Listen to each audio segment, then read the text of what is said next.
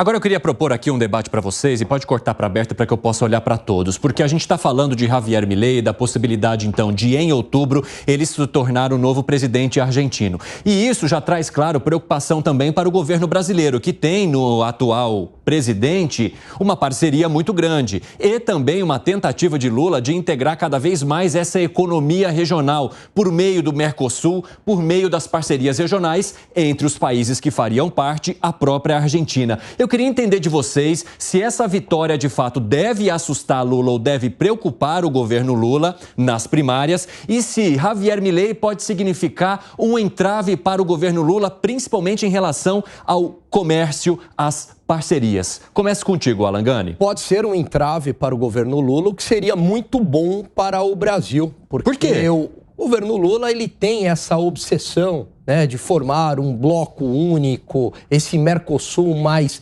ideológico e menos pragmático. Isso não traria mais poder econômico também a essa região, hein, Alan Gani?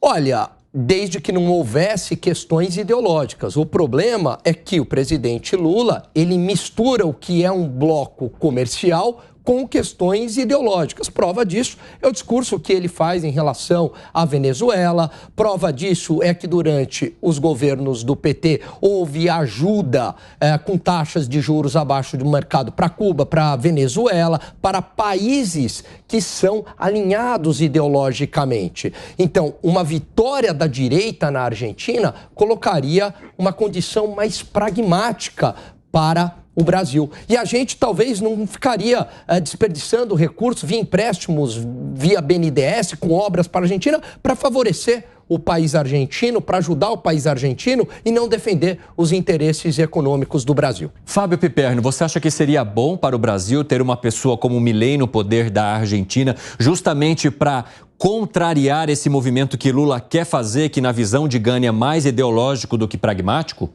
Não, eu não vejo vantagem nenhuma. Agora, eu acho o seguinte, há uma questão política, uma questão econômica que a gente tem que avaliar assim, com um certo distanciamento. Do ponto de vista político, Lula não tem a menor dificuldade em se relacionar com políticos, com pessoas que pensem que estão em outro lado, né, que não o dele, né? Por exemplo, Lula tinha ótimas relações com o presidente Bush. Outro dia foi lá na Itália, saiu lá, né, aos abraços com a primeira-ministra da Itália, que não é propriamente uma socialista. Sim. Então, do ponto de vista político, Lula consegue se relacionar bem. O problema é o Milei, que quando Lula venceu, ele preferiu cumprimentar o Bolsonaro, olha, o senhor teve um grande desempenho e tal, nem falou com o Lula, que é uma bobagem.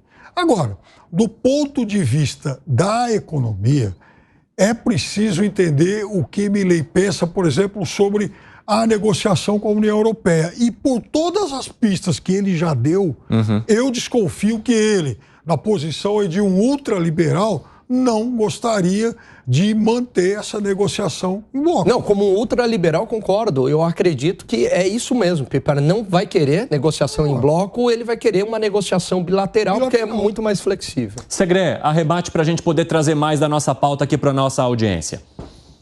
Tá, primeira questão, não acredito que em outubro essas eleições sejam resolvidas. Vai ser em novembro, vai ir ao balotagem. Tendo 30, 30 e 30, o final é aberto. Vamos ver aí o que pode acontecer. Essa de ontem, o Milei ganhou. Agora tem mais duas pela frente e o sistema vai se autoproteger de alguma maneira. Em relação ao Mercosul e à União Europeia, eu não vejo que o Milei tenha cacife, porque aí depende do Congresso, para fazer qualquer alteração sobre o bloco. Então, as suas ideias, mesmo que sejam muito liberais, vai encontrar o freio, se chama Congresso. Muito bem, Segré. A gente vai continuar acompanhando essa história. Se tivermos novidades, jogamos aqui para o nosso debate. Temos todos muito preparados para falar desse assunto.